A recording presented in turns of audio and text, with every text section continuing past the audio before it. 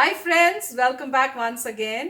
तो आज का वीडियो है, इसका टाइटल है Ratan Tata versus Mukesh Ambani. Who is actually the richest person of India? Tata and Ambani documentary. तो टाइटल तो अच्छा है और ये कह रहे हैं कि दोनों में से रिचेस्ट कौन है। मैं आई डोंट केयर वैसे कि रिचेस्ट कौन है, कौन ज्यादा कंट्री के लिए कंट्रीब्यूट करता है अपना अमीर बनने की जगह। मेरे हिसाब से तो जो अपनी कंट्री में ज्यादा डोनेशंस कर रहा हो, ज्यादा चीजें खोल के कर रहा हो, मतलब जैसे हॉस्पिटल्स हो गए, इस टाइप के एजुकेशन, फ्री एजुकेशन के लिए स्कूल्स खोल रहा है, इस टाइप के जो काम कर रहा हो, मेरे हिसाब से तो वो रिचेस्ट है। पर एनीवे देखते हैं, हो सकता है इनका भी उसी वे से एंगल से मतलब हो, या इस वीडियो में वो इसके बाद में भी बताएं। पर टाइटल कमाल का है, तो पता करते हैं कि इन दोनों में से, और ये दोनों ही टॉप के हैं हमारे इंडिया के, इन्होंने नाम वर्ल्ड में अपना किया हुआ है क्योंकि रिचेस्ट हैं दोनों ही। तो इनके बारे में पता करते हैं और डिटेल में पता चलेगा इस वीडियो में। तो यस फ्रेंड्स, वीडियो देखने से पहले अगर आप इस चैनल पर नए हो और आपने अभी तक सब्सक्राइब नहीं किया है, जल्दी से सब्सक्राइब के बटन को क्लिक कर लो, बेल आइकन को हिट कर लो, ताकि आपको हमारे सारे वीडियोस जो फ्यूचर में हम अपलोड करेंगे उनका नोटिफिकेशन आ जाए जैसे हम उन्हें अपलोड करें। और वीडियो देखने के बाद अगर आपको अच्छा लगे ये वीडियो तो करना लाइक और शेयर करना ये वीडियो अपने फ्रेंड्स और फैमिली के साथ। तो चलो फ्रेंड्स, देखते हैं आज का ये वीडियो। दोस्तों, आज की वीडियो में हम भारत के दो सबसे अधिक अमीर घरानों की शख्सियत की बात करने वाले हैं। इस वीडियो में हम देखेंगे कि दोनों का व्यक्तित्व कैसा है और किस तरह से देश और देश के लोगों की तरक्की में इनका योगदान है, और जानेंगे कि दोनों की कंपनियों के एम्पायर कितने बड़े हैं। तो चलिए दोस्तों, बिना ज्यादा टाइम वेस्ट किए आज की वीडियो शुरू करते हैं। सबसे पहले बात करते हैं टाटा ग्रुप और रतन टाटा के बारे में। टाटा कंपनी 152 वर्ष से भी अधिक पुरानी कंपनी है, जो कि देश की आजादी से लगभग 80 वर्ष पहले शुरू हो गई थी। टाटा कंपनी का बिजनेस आज के समय में 160 से अधिक देशों में फैला हुआ है, और वहां पर भी इम्पोर्टेंट बात यह है कि दूसरे देशों में भी टाटा ग्रुप के बिजनेस केवल इंपोर्ट एक्सपोर्ट के नहीं है, बल्कि टाटा ग्रुप के अपनी मैन्युफैक्चरिंग प्लांट दूसरे देशों में मौजूद है। वहीं रिलायंस इंडस्ट्री की शुरुआत आज से 40 वर्ष पहले धीरूभाई अंबानी ने 1966 में की थी। मतलब है कि टाटा ग्रुप के मुकाबले रिलायंस इंडस्ट्री काफी नई कंपनी है, क्योंकि टाटा ग्रुप रिलायंस कंपनी के बनने से 1 सेंचुरी पहले शुरू हो गई थी। और उससे भी इंटरेस्टिंग बात यह है कि रिलायंस इंडस्ट्री के बनने से 5 वर्ष पहले 1961 में रतन टाटा ने टाटा ग्रुप को ज्वाइन कर लिया था, और 1991 में जब रतन टाटा कंपनी के चेयरमैन बने तो अगले 21 वर्षों में, यानी कि 1991 से 2012 तक, रतन टाटा ने टाटा ग्रुप को रेवेन्यू के मामले में पहले से 40 गुना अधिक और प्रॉफिट के मामले में 50 गुना अधिक बड़ा बना दिया। मार्केट वैल्यू के हिसाब से रिलायंस इंडस्ट्री इसमें भारत की दूसरी सबसे बड़ी कंपनी है। रिलायंस इंडस्ट्री की total market value 140 billion US dollar, यानी कि तकरीबन 10 लाख करोड़ रुपए है, और ये अमाउंट हमारे देश की रक्षा बजट से लगभग 3 गुना बड़ा है। इस वक्त RIL रिलायंस इंडस्ट्री लिमिटेड के 31 बिलियन, मतलब है कि 3 करोड़ 10 लाख से भी अधिक शेयर्स मौजूद है, और उनमें से भी 40% शेयर इस समय मुकेश अंबानी के पास है। उसी की बदौलत आज मुकेश अंबानी भारत के ही नहीं बल्कि एशिया के नंबर 1 रिचेस्ट पर्सन है। 64 बिलियन यूएस डॉलर, मतलब है कि 4,50,000 करोड़ की कुल संपत्ति के साथ मुकेश अंबानी इस समय दुनिया के 10th रिचेस्ट पर्सन है। वहीं हैरानी की बात आपको ये लगेगी कि 156 बिलियन यूएस डॉलर, यानी कि 11,12,000 करोड़ की टोटल मार्केट वैल्यू के साथ टाटा ग्रुप इसमें भारत की सबसे बड़ी कंपनी है। और उसमें भी इम्पोर्टेंट ये है कि टाटा ग्रुप में टाटा सन्स यानी कि रतन टाटा का शेयर 66.7% है। मतलब है कि रतन टाटा जी की कंपनी भी बड़ी है, और अपनी कंपनी में शेयर भी मुकेश अंबानी से 20% अधिक है। अगर हम 66.7% के मुताबिक रतन टाटा की टोटल वेल्थ कैलकुलेट करें तो इस समय रतन टाटा की net wealth 102 billion US dollar से भी अधिक है, और उसके मुताबिक रतन टाटा इस समय दुनिया के दूसरे रिचेस्ट पर्सन है। लेकिन फिर भी रतन टाटा का नाम भारत की टॉप 10 रिचेस्ट पर्सन की लिस्ट में नहीं आता है। इसकी वजह यह है कि जो ये 66.7% शेयर रतन टाटा के टाटा ग्रुप में है, इसमें से 65% शेयर तो रतन टाटा ने चैरिटी यानी कि ट्रस्ट के नाम पर कर दिए हैं, और इस तरह सर रतन टाटा के पास मात्र 1.7% शेयर ही बच जाते हैं। यानी कि सर रतन टाटा हर साल अपनी इनकम और वेल्थ का लगभग 99% हिस्सा चैरिटी कर देते हैं, यानी कि दान में दे देते हैं। और उसमें 1.7% शेयर के मुताबिक रतन टाटा की नेट वेल्थ मात्र 2.5 बिलियन यूएस डॉलर है। तो अगर सही मायने में देखा जाए तो दिल से भी और दौलत से भी हाँ, मैंने भी यही बोला था। नंबर 1 रिचेस्ट पर्सन मैंने वीडियो नहीं देखा था। रतन टाटा जी इतना पैसा चैरिटी में ना देते तो आज के समय में रतन टाटा, जेफ बेजोस के बाद दूसरे ऐसे व्यक्ति होते जिसकी net wealth 100 billion US dollar से अधिक होती। ये दोनों ही शख्स इस समय मुंबई में रहते हैं। हालांकि मुकेश अंबानी इस समय दुनिया के सबसे महंगे घर यानी कि एंटीलिया में रहते हैं, जिसकी कीमत लगभग 1 बिलियन यूएस डॉलर यानी कि 7,000 करोड़ रुपए से अधिक है। वहीं सर रतन टाटा जिस घर में रहते हैं उसकी कीमत लगभग 150 करोड़ है, जो कि भारत में बहुत से सेलिब्रिटीज के घरों की कीमत से भी कम है। मुकेश अंबानी हर महीने लगभग 15 से 16 लाख रुपए पर मंथ अपनी सिक्योरिटी पर खर्च करते हैं। ये सिक्योरिटी लगभग उन्होंने जेड सिक्योरिटी जितनी ही मजबूत बनाने की कोशिश की है। ऐसा मैं इसलिए कह रहा हूँ क्योंकि उस सिक्योरिटी में जो मौजूद व्यक्ति है या पर्सन है वो सभी आर्मी रिटायर्ड पर्सन है। वहीं रतन टाटा अपनी सिक्योरिटी में ज्यादा खर्चा नहीं करते हैं और मोस्टली 1 या 2 गार्ड को ही साथ लेकर चलते हैं। रतन टाटा और मुकेश अंबानी दोनों ही अच्छे व्यक्तित्व के इंसान हैं, लेकिन दोनों का दुनिया को देखने का नजरिया थोड़ा अलग है। मुकेश अंबानी मोस्टली हर चीज को बिजनेस पर्सपेक्टिव से देखते हैं, वहीं रतन टाटा ने टाटा ग्रुप्स के अंडर बहुत सी ऐसी कंपनीज को बस इसलिए चला रखा है ताकि लोगों को रोजगार मिले, ना कि प्रॉफिट कमाने के लिए। इस समय रिलायंस इंडस्ट्री में 1,87,729 एम्प्लॉइज काम कर रहे हैं। वहीं टाटा ग्रुप की टीसीएस में इस समय लगभग 3,87,000 से अधिक एम्प्लॉय काम कर रहे हैं और टाटा ग्रुप में टोटल 7 लाख से अधिक एम्प्लॉय काम करते हैं। और ये संख्या दुनिया की बड़ी बड़ी कंपनियां फेसबुक, गूगल, माइक्रोसॉफ्ट, इंटेल, उबर और रिलायंस इंडस्ट्री के टोटल एम्प्लॉय से अधिक है। यानी कि रोजगार देने में टाटा ग्रुप रिलायंस इंडस्ट्री से काफी आगे है।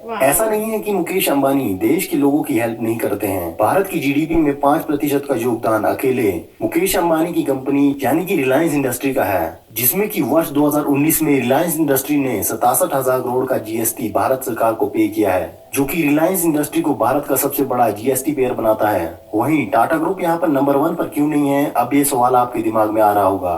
क्योंकि टाटा ग्रुप केवल भारत में ही नहीं बल्कि दुनिया की 100 से ज्यादा देशों में अपना बिजनेस चलाती है, जिस वजह से कि टाटा ग्रुप को अपना टैक्स डिफरेंट कंट्रीज में देना पड़ता है। मुकेश अंबानी एक अच्छे बिजनेसमैन है और देश की इकोनॉमी में मुकेश अंबानी का काफी बड़ा योगदान भी है। वर्ष 2016 में जब मुकेश अंबानी ने भारत में पब्लिक के लिए मुफ्त इंटरनेट सेवाएं दी और लगभग 6 महीने तक भारत में ये सेवाएं मुफ्त ही रखी। हालांकि ये उनकी बिजनेस की एक स्ट्रेटेजी थी, लेकिन जो भी था उसमें सभी देशवासी और देश का भला ही हुआ। भारत उस समय दुनिया का सबसे अधिक डेली इंटरनेट कंज्यूमर बन गया था और घर घर गाँव तक इंटरनेट एक्सेस ईजी हो गया था। इतना ही नहीं, मुकेश अंबानी की जियो के बदौलत सबसे सस्ता इंटरनेट आज भारत में है। भारत में एवरेज 1 GB इंटरनेट की कीमत लगभग 5 सेंट के करीब है और मैक्सिमम 26 सेंट यानी कि 4 रुपए से 18 रुपए के बीच है। वहीं ये कीमत किसी वक्त 149 रुपए तक हुआ करती थी, यानी कि लगभग 37 गुना अधिक हुआ करती थी। दुनिया के बहुत से देश में 1 GB इंटरनेट की कीमत 1500 से 1600 रुपए तक है। तो आप लोग सोच सकते हैं कि हम काफी ज्यादा खुशनसीब है कि हम भारत में रहते हैं। और इस चीज के लिए हमें मुकेश अंबानी का शुक्रगुजार भी होना चाहिए कि उन्होंने भारत में इंटरनेट की कीमतें इतनी कम की। टाटा की टीसीएस कंपनी भारत की सबसे बड़ी आईटी सर्विस कंपनी है, जिसका रेवेन्यू 100 बिलियन यूएस डॉलर से अधिक है। वहीं रतन टाटा केवल बिजनेस पर्सपेक्टिव से नहीं सोचते हैं। यही बात थी कि भारत के लोगों के लिए अफोर्डेबल कार बनाना चाहते थे। पहले के टाइम पर क्या होता था कि भारत में जितनी भी कार्स बनती थी वो पूरी तरह से भारतीय नहीं होती थी, यानी कि या तो इंजन किसी और देश से इंपोर्ट करवाना पड़ता था या कोई पार्ट उसके किसी विदेशी कंपनी से मंगवाने पड़ते थे।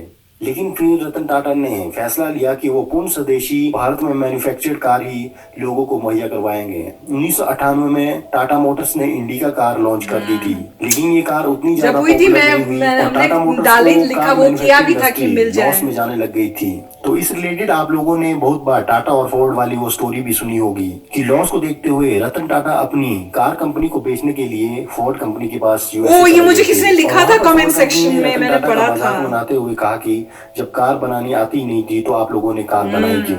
ये सुनते ही रतन टाटा डील को कैंसिल करके भारत वापस लौट गए थे और अपने इस कार मैन्युफैक्चरिंग के बिजनेस पर ध्यान देने लगे। और धीरे धीरे करके जब समय बदला और वर्ष 2008 में जब फोर्ड कंपनी की जैगुआर और land rover car manufacturing subsidiary company घाटे में चल रही थी, तो दुनिया की कोई भी कंपनी इन दोनों कंपनियों को खरीदने के लिए तैयार नहीं था। तब रतन टाटा ने फोर्ड कंपनी से इन दोनों कंपनियों को 2.8 बिलियन यूएस डॉलर में खरीदा था। और फिर फोर्ड कंपनी के मालिक ने रतन टाटा से कहा कि ये कार कंपनियां खरीद कर आप हम पर एहसान कर रहे हो तो इस तरह बिना कोई आपत्तिजनक टिप्पणी किए एक हम्बल पर्सन की तरह रतन टाटा ने अपनी बेइज्जती का हिसाब बराबर किया था।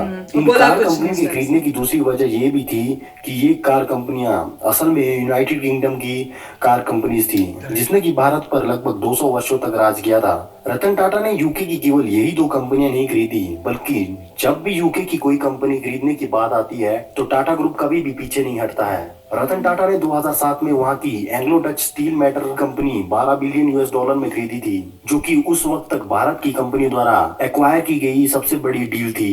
इतना ही नहीं, टाटा ग्रुप ने यूके की दूसरी सबसे बड़ी टी कंपनी यानी कि टेटले टी कंपनी को भी 407 मिलियन यूएस डॉलर में खरीदा था। आज के समय में जहां रिलायंस इंडस्ट्री के under petrochemical, textile, real estate, telecommunication, media, banking जैसे बिजनेस आते हैं, वहीं टाटा ग्रुप इस मामले में रिलायंस इंडस्ट्री से कई गुना बड़ा है। जैसा कि आपने कई लोगों से सुना भी होगा कि टाटा ग्रुप सुई से लेकर जहाज तक और नमक से लेकर मसाले तक हर चीज बनाता है। तो ये बात बिल्कुल सच है और आज के समय में टाटा ग्रुप के बहुत सी कंपनियों में अपने शेयर भी खरीद रखे हैं। भारत में टाटा स्टारबक्स में 50% शेयर टाटा कंपनी के हैं। टाटा मार्को बोलो बस भी आप लोगों ने देखी होगी, उसमें भी टाटा और मार्को बोलो दोनों कंपनी के शेयर्स मौजूद है। देवू कंपनी को भी टाटा कंपनी ही ओन करती है। इसके साथ साथ Tata salt, Tata tea, Tata sky, Tata chemical, Tata motors, Tata power, Tata steel, Tata Taj hotel, Tata communication, Tata air conditions, Tata Titan watch, TCS जैसी बड़ी कंपनियां मौजूद है। इतना ही नहीं, फिएट कार कंपनी जो आपने देखी होगी, उसकी कार मैन्युफैक्चरिंग भी इंडिया में टाटा कंपनी ही करती है। और ये सभी कंपनियां टाटा ग्रुप की अम्ब्रेला कॉर्पोरेशंस की तरह है, जिसमें कि इन सभी की पेरेंट कंपनी टाटा ग्रुप है। तो दोस्तों, ये थी भारत के दो धनी व्यक्ति और उनके व्यक्तित्व की पूरी केस स्टडी। आपको क्या लगता है कि दोनों व्यक्तित्व में कौन सबसे अधिक धनी है? एज अ पर्सन में सर रतन टाटा की लाइफ से काफी ज्यादा प्रभावित हूँ और उन्हें अपने आदर्श के रूप में भी देखता हूँ। तो आप लोगों की इस वीडियो के बारे में और दोनों पर्सनैलिटीज के बारे में क्या राय है, प्लीज कमेंट में लिखकर जरूर जाइएगा। बहुत ही बढ़िया वीडियो था और बहुत ही अच्छी तरीके से कंपेयर किया था। और दोनों जो हैं, अंबानी जी और रतन टाटा जी, वो दोनों का कंट्रीब्यूशन बहुत ही ज़बरदस्त है इकॉनमी में। दोनों ने बहुत कंट्रीब्यूट किया इकॉनमी में और सबसे की पॉइंट ये है कि इकॉनमी में कंट्रीब्यूशन देखिए।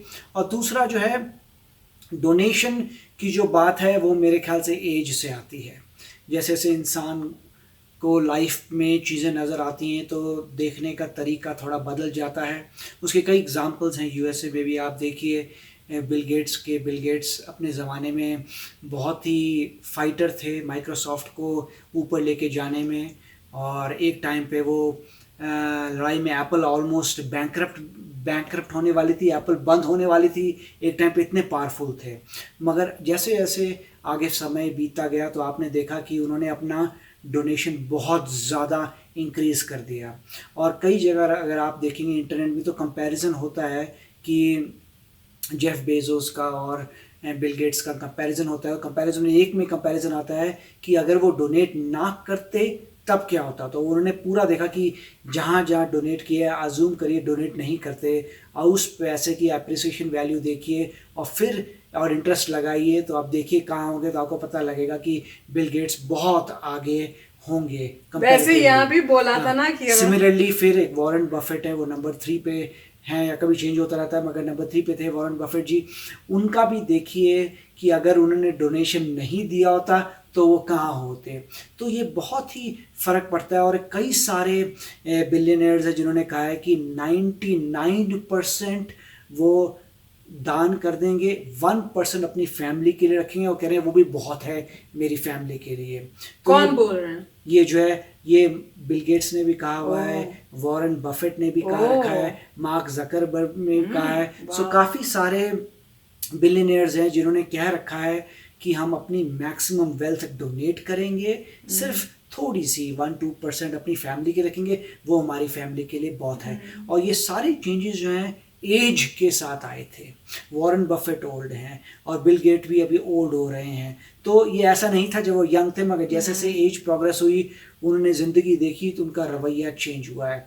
और उसी तरीके से देख रहे हैं रतन टाटा जी, वो भी इसलिए कर रहे हैं ह्यूमैनिटी को हेल्प करने के लिए, अपनी कंट्री को हेल्प करने के लिए। जैसे बोल रहे हैं वो इसलिए उन्होंने फैक्ट्रियाँ चला रखी कि लोगों को एम्प्लॉयमेंट मिले, कंट्री आगे बढ़े। और डिटर्मिनेशन भी थी, जब दिखा कि एक कार फेल हुई, अब देखिए कार सक्सेसफुल हो रही है। अब उन्होंने खरीदी है जो लैंड रोवर जैगुआर, उससे सारी जो टेक्नोलॉजी एक्वायर हुई होगी उससे अब वो कभी कार्स में फेल नहीं हो सकते। इतनी टेक्नोलॉजी आ चुकी है कि वो अब इम्प्रूव करेंगे।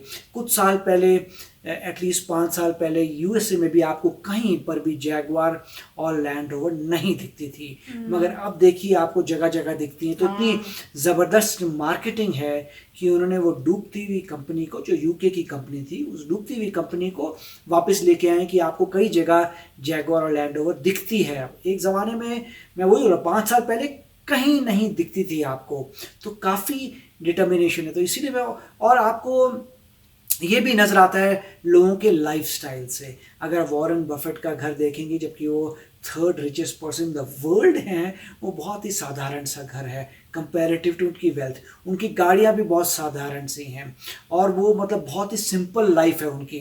तो वो और वो उस टाइप के करते हैं कि अच्छा मतलब जो है, मेरे से अगर कोई मिलना चाहता है कोई मिल सकता है, मगर इतने पैसे देगा। अब वो जाते हैं और जैसे वो पैसे मिलते हैं सारा डोनेट कर देते हैं। तो वो डोनेशन के लिए बड़े ऐसे काम करते हैं कि अगर आप मुझसे मिलना चाहते हैं, मुझसे मेरे साथ खाना खाना चाहते हैं, मुझसे बात करना चाहते हैं, तो इतना लगेगा। फिर जो अमीर आदमी वो देता है, वो सारा का सारा वो डोनेट कर देते हैं। तो उस तरीके से उन्होंने स्कीमें बना रखी हैं सारी डोनेशन के पर्पज से। तो उससे जो है बहुत ही खुशी मिलती है, किसी कैरेक्टर को देख के लगता है वाह। और एक जब और बहुत टाइम तक वो साधारण कार में जाते थे, फिर उनकी बहुत उन लोगों ने कहा कि अरे आपकी कार खराब ही होती है, अब चेंज करिए। तो वॉरेन बफेट ने अल्टीमेटली छोटी सी कोई, मेरे ख्याल से BMW ली थी, सस्ती वाली BMW।